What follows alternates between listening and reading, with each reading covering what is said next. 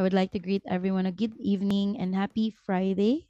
So it's always the same message that I'm always telling the viewers every time it's webinar, that I always appreciate and thank you for your time, because I know that Fridays, it's actually almost weekend. So I assume that everyone is ready, to spend the night resting, watching movies, or just getting ready for the upcoming weekend. But thank you for spending your time to be here at our webinar. And I'm really excited to share this webinar with you guys. So, yeah, to get everything started, I would like to present the title of our webinar for tonight: Virtual Assistant Blueprint. This is actually your step by step guide to success. So, when we say blueprint, it's a plan. A blueprint might change at some point if you need any revisions or if you want to change something. So, comparing to virtual assistants, this is your blueprint to success. Basically, if you still have many things to change along the way, you can do so, and you're free to do that as long as you reach your goal by the end of your guide. So, I would like to ask everyone, what made you register for this webinar? Okay, learn about virtual assistants, to know more about the VA industry. I think some of you or some of the viewers that we have tonight are repeat viewers. I don't know if that's how you call it, but we have really consistent viewers who's really dedicated and passionate to join our every 2 weeks webinar. Wow, I want to find myself. I think that's a new answer I've heard so far. I want to learn since I finished course. I see. More money. And let's be honest, and to tell you frankly, that's one of I think that's the first reason of why we are working. It's because of money. And not to sound negatively, but we need money, of course, to survive. And at the same time, we have to provide, not for only for us personally, but with the people around us or with our family. But I think it's nice to earn money and at the same time you love what you're doing. And we will tackle that in this webinar moving forward. Okay. So before we discuss our webinar agenda, I would like to remind everyone that if you have specific questions that you would like the team to answer, please use our Q&A section. If you want to talk to or interact, and if you want to relate with your fellow viewers and fellow aspiring virtual assistants, you can use our regular chat box. Also, I would like to acknowledge those who are watching through our Facebook Live. Okay, anyways, going back. So, by the way, we uploaded a video on TikTok. So the TikTok is all about this webinar. So if you're learning something, share it with us through the comments on that specific TikTok video. And if in case, I'm just saying in advance, if you know relatives, friends, colleagues, or anyone you know who wants to learn about virtual assistants and is unable to attend tonight, please advise them that we do have a webinar replay next Friday after our TikTok live. That would be, I think that's gonna be by Saturday because it's gonna be in the middle of the morning. That would be around 3 a.m. to 6 a.m. That depends because we want to make sure that everyone is able to watch our webinar replays. So just stand by on our Facebook posts and updates. All right, let's proceed to the webinar agenda. We will discuss what is a virtual assistant, what do you need to start, identifying your skills and passion, social media management, basic tools and virtual assistants, email management, virtual assistants training. Also, we'll be discussing interview tips, available positions, Virtudesk's application process, and Q&A. So I know, guys, it's a lot, but I'm gonna be telling you that your 1 hour and 30 minutes is gonna be worth it, and it's not gonna be put to waste.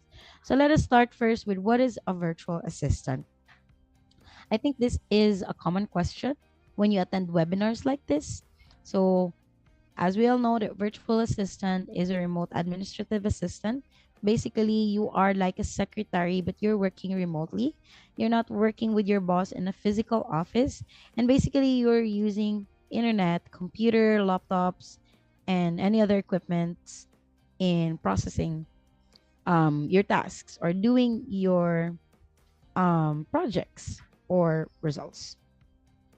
So one thing that's very, very popular when it comes to virtual assistants is your freedom to work anywhere, choose your own clients or agencies, and you can also set your rates. That depends if the rates provided is competitive or negotiable. So what are the typical roles of a virtual assistant? So first, one typical role is for you to respond to email and phone calls, schedule meetings. That's also one of your responsibilities. This actually also depends, when it comes to booking travel and accommodation, if in case you are a virtual assistant slash like a personal assistant. Because virtual assistant for me includes businesses of your clients. But when it comes to personal assistant, you are like their secretary, like you know their daily lives, you know their daily schedules, and you're basically booking accommodations for them or booking travel or airline tickets. Manage contact list, prepare customer spreadsheets. And when it comes to spreadsheets, this is where data entry comes in, or also online records. Organize managers' calendars, perform market research. Market research that includes what they call this, like searching for competitors or getting ideas from competitors, and also researching about what's new or what's trending to keep you unique from your competitors. Create presentations or webinars or slides like this. Also, some VAs do video editing, and this is the most common of all: cold calling and customer service, or sometimes we call it appointment setting. So while we are doing this webinar, guys, comment on the TikTok video what you're learning so far, and you can also interact with your fellow viewers in this Zoom. So let me know, guys, right now in the comment section, what are the tasks or responsibilities you are familiar of from the list that you're seeing on the screen. I'll be giving at least 10 seconds so that you know personally what you're familiar with.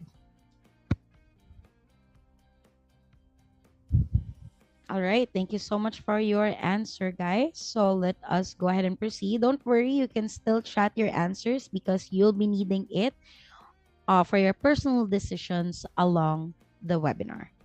So, based from your answers, you already know what niche, or you're already familiar of some of the tasks and responsibilities of a virtual assistant.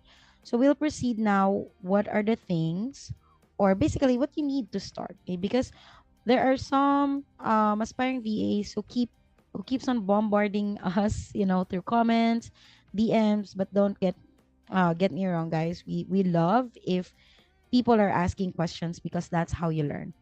Okay, so what do you need? So may I please ask some of you guys what are currently the equipments that you have? Laptop, okay. Wow, all of the above. Yeah, so I was telling earlier, so some of them, or some of the people, aspiring virtual assistants who's been sending us messages or questions or inquiries, are asking what should they do because they don't have any money as of the moment. And I think that's where you really start. And, we really need to invest, guys. That's really the answer that you really need to hear tonight. Okay. If you really plan to be a virtual assistant, you really need to invest first with an equipment. And don't worry, guys, because once you invested in an equipment, that's forever. Okay. That's for a long term use. And it's good because you can do a lot of things when you purchase the computer. I think for a computer based from my team, okay, with Ralph and Nico, which is currently joining with us tonight, since some of them is also been working in the virtual assistance industry, a computer is better because it has separate parts. So most likely, if something happens with a certain part of like the desktop, then you can change it. But when it's a computer, it's gonna be difficult, guys, because it's an internal. But an advantage when you purchase the computer is that you can basically work from anywhere. But it just really needs extra, what do you call this? You need to be extra careful when it's a laptop because it's just really fragile, and you really need to like sometimes replace or repair the whole equipment. But anyways, as you can see on the slide, okay, so we have here a laptop. We also have a Wi-Fi logo, a headset, and a webcam. So first you need is a laptop. I forgot to include, but it can also be a computer. So required specifications would be at least i5 processor and above. Before, actually, we are still considering i3. But for long-term uses, and it's more efficient, it's much faster, that's where we upgraded to i5 because it's more efficient, and at least it has less issues or problems when it comes to softwares and applications. Next is we need headset, and basically it's a noise canceling headset. You're gonna be needing this because most of the time you will have to speak with your clients. They need to advise you something, they need to ask you something, you need to correlate, you need to do meetings and such. You're also going to be needing this when it comes to your interviews, final initial client interviews. And one of the factor that you need a noise canceling headset is if the position that you applied for includes cold calling, customer service, or appointment setting. Basically, you need this for the whole task. Next is also an HD webcam. So your clients will be demanding you to see you. They need to see you while doing meetings. You also need to open your cam when it comes to interviews. That's for professionalism. And HD webcam is also used when you want to record yourself, record an introduction video, or record a certain video that you might need for your materials when it comes to doing your tasks. And lastly, you need an internet. Minimum 10 Mbps and above. Like before, virtual assistant agencies or companies require 5, but right now, with the status of our internet, I think it's much better to upgrade it to 10 Mbps or above. Okay? So lucky for those who already has the complete set or complete things when you need to applying. But to those aspiring virtual assistant who doesn't have these equipments yet, I really need to tell you frankly that you really need to invest. You need to buy. We have like installment, what they call this, um installment options when it comes to buying appliances and gadgets, or maybe someone might help you, or you can just save up for it, but you really need an equipment. Or also you can do loans, yes, Ricardo. And if you know someone who maybe you can borrow at least 1 month computer or laptop, then it's much better, and then you can just buy once you already got your first salary. That's really it, guys. And I have to be honest because I don't want to give false hope, but you really need to have your equipment before you can apply, because you'll need it from the start of your application until you wait for updates. Okay, I think we're all good with this, so let's proceed to identifying your skills and passion. And I think I've already asked it earlier, like the niche that you're familiar or the niche that you're interested about. So with that, these are some of the examples. Can we use our laptop built-in cam? Yes, Jana, you can use it. As long as it's an HD webcam, then you can do so. But, if you might have some, let's say, budget, or you're financially free, maybe after 3 to 6 months of working, then I think it's also an investment for you to buy or purchase, like, what do you call this, an external camera or an external webcam. And it's so good because external webcams right now is so clear. It's real HD, as in real HD. So I think it's a good investment. But yes, you can use built-in webcam. Anyway, so these are some of the examples for skills and passion that you might want to be interested with. Starting from communication. We also have accounting that involves finance, social media management, data entry, content creation, technical, writing, graphic design, and lastly, customer service. So I think the most popular out of this is social media management, and then customer service, which includes appointment setting and concierge services. So these customer service, appointment setting positions is perfect for those it's perfect for those who have experience in the BPO industry, or if you've worked several years as a call center, this is perfect for you because at least you're already familiar on how to handle customers when it comes to calls. And it's good because you're already practiced and you're good at negotiating, or doing some meetings or communication with your clients. All right, next is also you have to do your portfolio. So by building your portfolio or by updating your resume, you have to include work samples.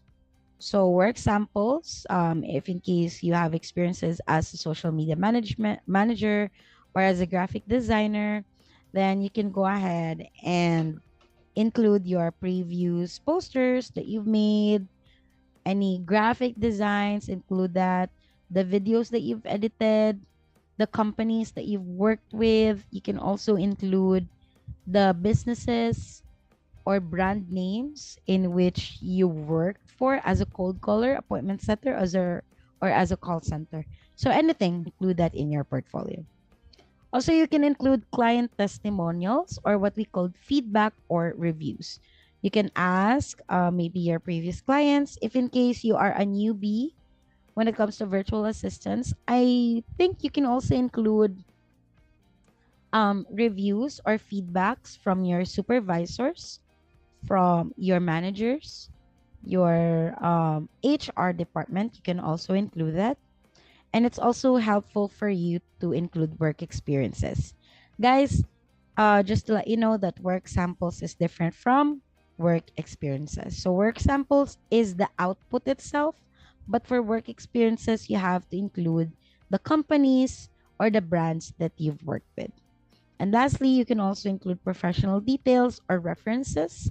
That includes also your previous workmates, clients, previews, and also again, this is different from client testimonials to references. References is just contact number or personal information of those people that you want the company to contact with, just for them to know if you really did your job or if you're efficient as a virtual assistant or as a worker.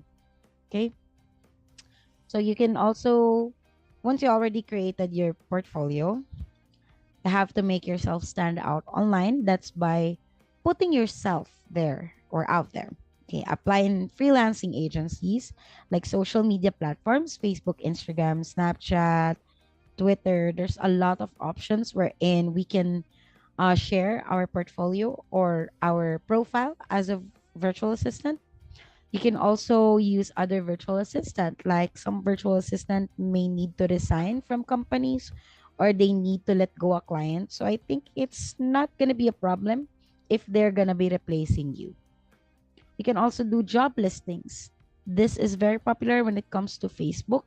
So sometimes there are groups, pages dedicated to virtual assistants, and it's also good for you to apply to virtual assistant companies or agencies like Virtudesk.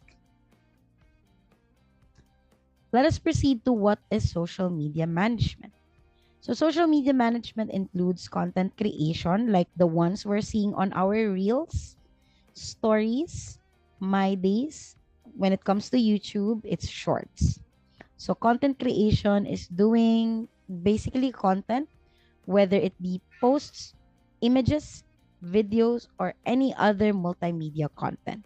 So your role as a content creator is to make sure that the things that you post is authentic, it's real, it's honest. Next, it's unique, and it needs to have a lot of creativity. You need to make sure that your content shines out of the other content of the competitors. Basically, you just need to research, and find what's currently trending. Because if you're going to be choosing something that's trending, then you'll get a lot of views, you'll get a lot of comments, shares, likes. So that's our main goal as a content creator. Next is, it's also one of your responsibilities to do content scheduling. So let's say you have the whole month of June and you have to schedule the daily posts every day for the whole month of June. You can do it in advance, like you can plan for the whole month of May. And then once you already have everything prepped up, like you already have the contents, the videos, the posts, the statuses, and everything, then you can schedule it in advance for the whole month of June. So we do have certain content scheduling, especially in Facebook, wherein you upload it all at once in one day, and then it's gonna be uploaded on itself. Like you don't need to worry about uploading it every day. Facebook is gonna take care of that. So it's very efficient, it's time saving, and it gives you a lot of time to do other stuff as well. Next, it's also important for you to do um analytics or monitoring. So analytics includes the likes that you've gained, um what else, the reach, the clicks, the shares. So It's your responsibility as a social media manager to really monitor that,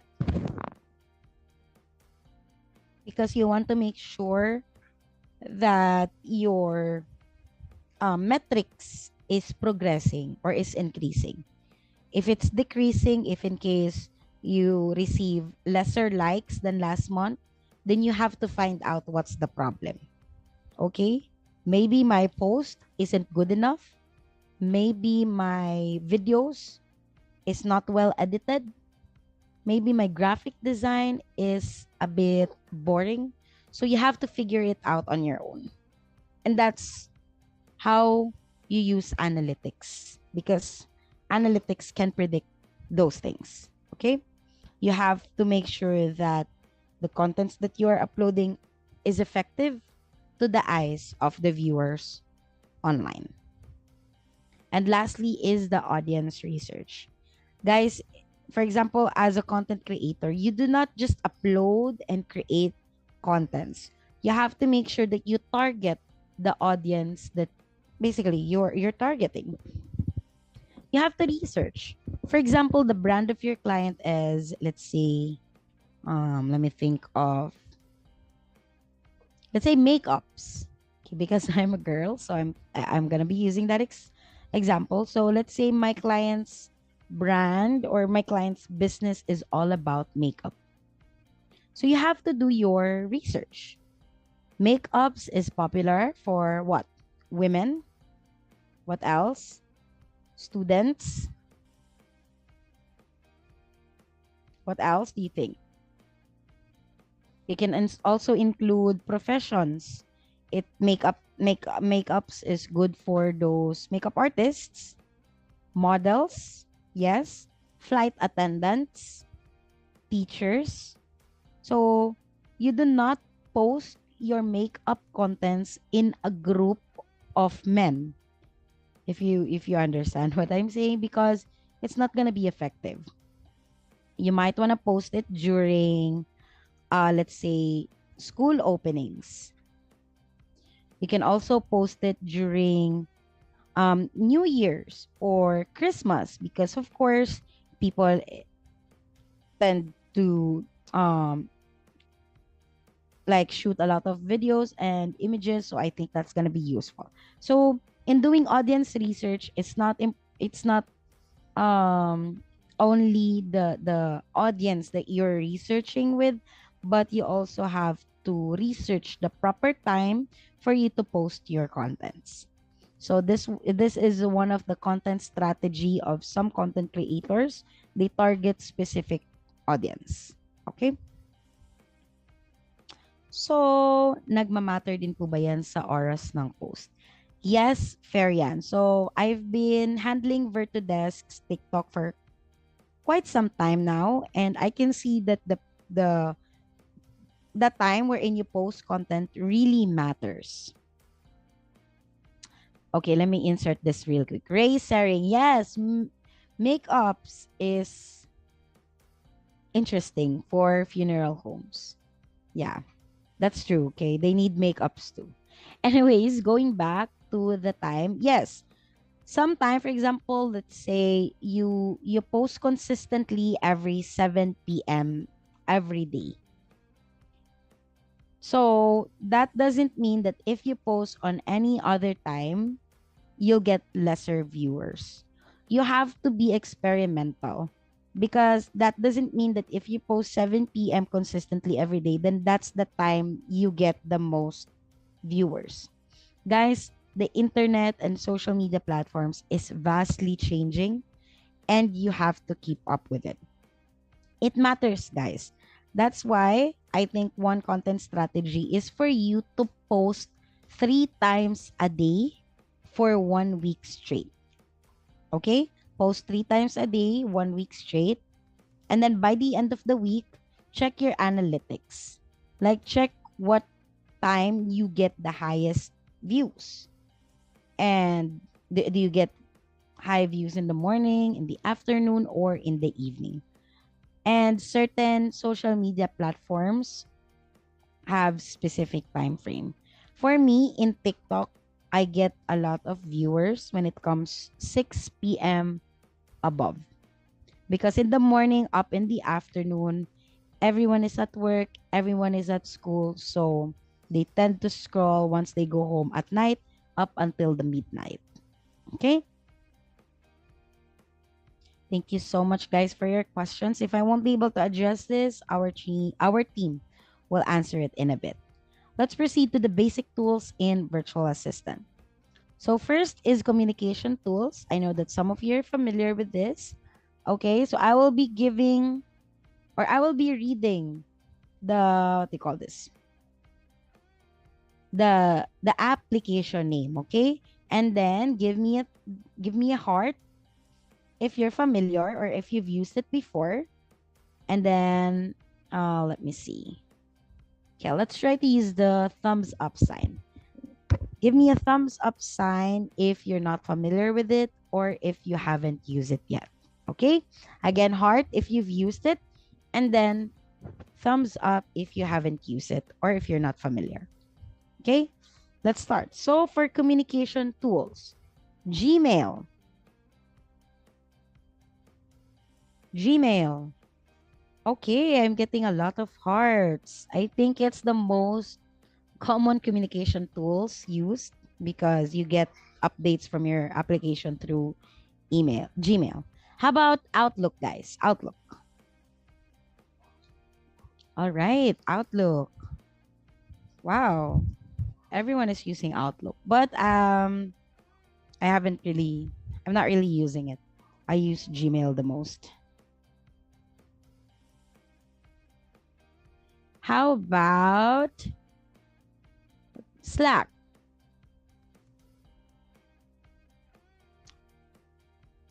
Okay, I'm seeing 50-50 results. Some used it and some doesn't. How about Microsoft Teams? Oh, wow. I think I'm getting 80 and 20%. How about Zoom, guys? Okay, for Zoom, I'm not going to be expecting for a thumbs up because all of you are here. Okay, I'm getting 100% hearts. And then lastly, for communication tools, how about Skype, guys? Skype. Okay. 70-30. Okay. Still good, you know. How about for task and project management tools? Let me know if you're familiar or not. Todoist. Okay, I'm getting one heart. Okay, so we have one viewer who's familiar. Okay, how about Trello, guys? Are you familiar or not? Okay, I'm getting few hearts. That's good.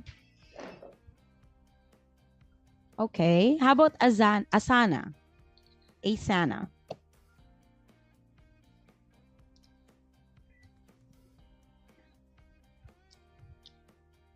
Okay, so guys, for our task and project management tools,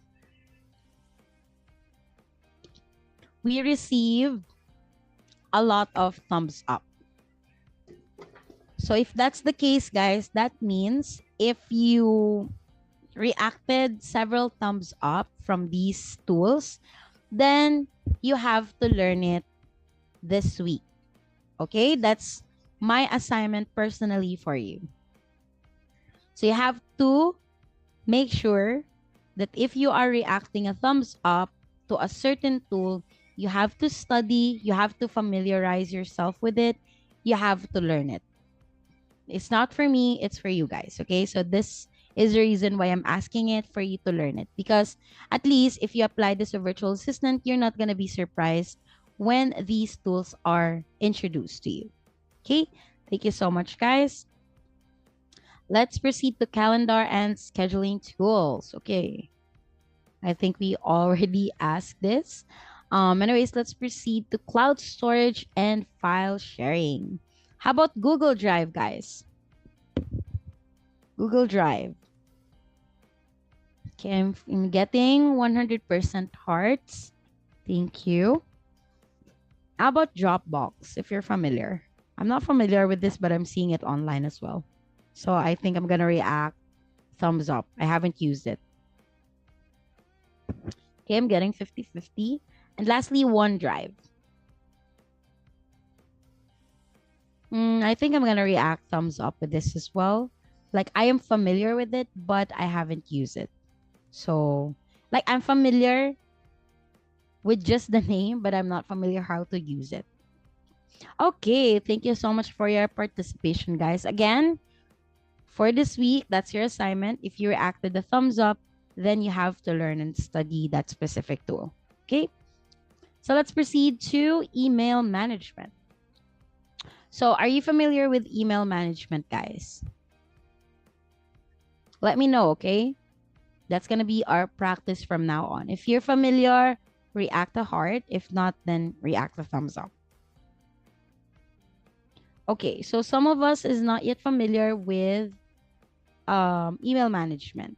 Like before, I'm also having some um, difficulty when doing this because I think I have OCD. So I tend to really make sure that everything is perfect, everything is organized, and sometimes it's taking a lot of time. And there is an effective way for you to manage emails. So first is you do inbox organization. So for inbox organization, what you do is to create folders to label it. For example, you create folders for social media notification. You create folders for clients.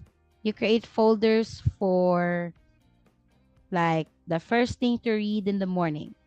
You create folders for spam messages because even though it's spam, guys, for me personally, I still review spam because sometimes, one-time pin codes, or OTPs are sent and it's directed to spam. So I think it's important for you to review spams as well.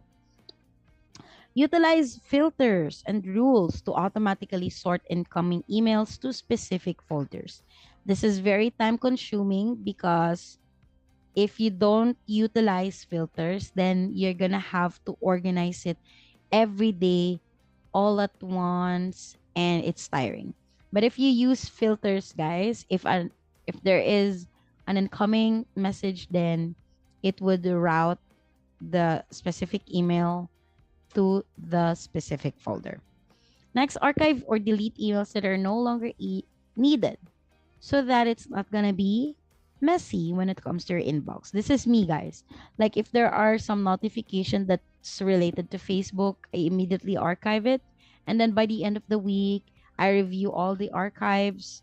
If I don't need them, then I delete them permanently. Okay? Because if you do have a lot of emails on your email, then it is so confusing. And I forgot to advise as well through email management. I think it's important for you to create several emails to differentiate incoming emails. Set up an email for your personal, set up email for your work, and set up an email for other things like your Netflix, Disney Plus, social media platforms, and whatever it is. Okay? Let's proceed to email prioritization. So prioritize emails based on urgency and importance. So it's gonna be your decision or distinction. So it's very important for you to be wise as well when it comes to these things because it depends on you or how you organize them to what your clients read first. Okay? So use techniques like delete first, delete those things that is no longer needed. Next is delegate. That is where you organize them to their folders. Do is what you need to reply first. And then defer is this is when you like create templates for reply later emails. Okay? So you have to quickly decide so that you can save lots of time and it's going to be efficient for your client as well. Flag or mark important emails for follow-up or further action. For example, there are emails that you have to look back or you have to reply to, let's say 24 to 48 hours or within a week. So you can create or you can change the status of it or put a mark on it and schedule it on your calendar so that you won't forget it. Okay. Next is timely responses. Set aside dedicated time slots for checking and responding to emails. I know that if it's a busy company or if it's a busy brand, you get replies every minute. So set a dedicated time. Let's say every 1 hour you reply to emails worth 30 minutes and then rest for a while, do other things, and then reply to the next 30-minute emails. Okay. Aim to respond to emails promptly, professionally, especially those who require urgent attention. Okay. Next, use canned responses or email templates so that it's going to be easier for you and you just have to do copy paste. I'm not encouraging copy paste or, using chat GPT, but I think it's going to be efficient for you to use templates because you can save a lot of time. Okay?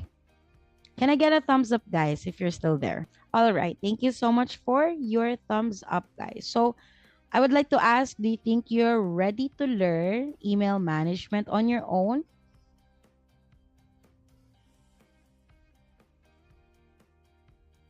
Okay, good. That's a good response. I know that maybe you're okay or the thumbs up still has a little bit of a hesitation, but at least answering that you're ready is a good start. Okay. I know that these email um organization or management tips is quite a lot to take, but it just really needs proper practice. And I think just spend your time reading, reading, reading so that you'll get used to it. Let us now proceed to interview tips. All right. So for interview tips, first is you need to arrive early, guys. Okay. Please, please, please arrive early. Do not arrive like 3 to 5 minutes before your webinar because that's very unprofessional. And you won't have extra time to prepare if in case something happens. Okay? So let's say your interview starts at 10 a.m. Please do arrive around 9:30 or let's say 9:20 a.m. Spend your time testing the tools. Check if the cable wires are properly connected. Is your internet stable? Do you have good lighting? Are you dressed well enough? Um, you know, is your tools ready?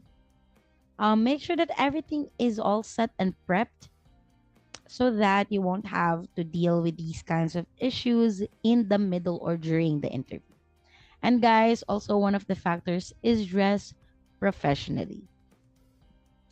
I know that there's no perfect company, but we're hearing a lot of negative feedback when it comes to Virtudesk because some of them are complaining that they didn't pass the initial interview. But when we are reviewing the initial interview recordings, guys, one factor that would allow us to fail you is how you present yourself. Do you dress professionally? Like we are also encountering applicants who are just wearing sandals, jerseys, in spaghetti strap outfits. So it's not very professional, guys. And even though your answers are good, even though your credentials are good, I think it's one of the reasons that we can fail you because of how you present yourself. Okay? If you're knowledgeable enough, if you're wise enough when it comes to applying jobs, then you have to dress appropriately, guys. Wear something professional like a polo shirt. For girls, you can use vests or coats, and then you can just, like do a tank top um above. I think I'll try to make a video on TikTok about that, like inspos when it comes to outfits, when it comes to interviews, so that we can make the most out of the clothes in your closet. Like there's no need for you to really buy or purchase. We can make use of the outfits that you have on your wardrobe. Okay? Is it okay if you dress properly but you're not fluent in English? I think this depends, guys, because right now in the world of virtual assistants, don't worry with with your questions, guys. Okay, because this is a safe space for everyone. So if you really have questions, if you want to address something, let us know and we'll answer it professionally. Okay, so there are virtual assistants before, like actually currently, that's not really good in English, but they are very good at editing videos. They're very good at doing graphic designs. And that's what's good about virtual assistants, guys, because when you apply, they don't really depend it on your English. Well, I know that some of us are not fluent in English. Like me, I'm not fluent. As you can see, I still stutter. I still have fillers like okay and like that. But what's important is you know how to communicate. You know how to do or to speak basic English. Because your clients will not really depend, or they will not hire you because of your English communication skills, but because of the skills that the business requires, okay? But again, Samantha, this is very different if you're applying as a customer service or as an appointment setter. That is a different topic, girl, because as an appointment setter, you're going to be talking to customers, you're going to be negotiating, you're going to be offering services. So you really need to be fluent, or at least intermediate when it comes to communication skills. But if you're just applying as a graphic designer, social media manager, email manager, then it's good as long as you know basic English. Okay. Hopefully, I answered your question. I know that maybe a part of your question is just humor, but I just want to address this because some applicants are really nervous when it comes to their English communication skills, but that doesn't matter. What really depends is you can do the objectives or the responsibilities required by your client. Okay. Race earrings, suited as a top, a short boxer for bottom. I think I've tried this once. Like I was wearing professionally above, and then I was just wearing like, I think that was a basketball shorts. That was really funny. But for me, for you to gain more confidence, I think it's better for you to really dress like head to toe. That's just for me, guys, okay? If you think you can pull off your interviews by wearing shorts or whatever you want below, then good for you. But if you're anxious when it comes to interviews, it would really help if you dress from head to toe because it gives you the confidence. It increases the aura. And yes, what you wear empowers you. What you wear speaks about what your personality is. Okay? But again, there's nothing wrong. If you can pull it off, then go. If not, then that's just an advice. Okay? All right. So next is research about the company. Not only the company, but with the position that you're applying for. Be prepared. Keep your answers concise. Please, guys, if I would like to greet everyone a good evening and happy Friday. So it's always the same message.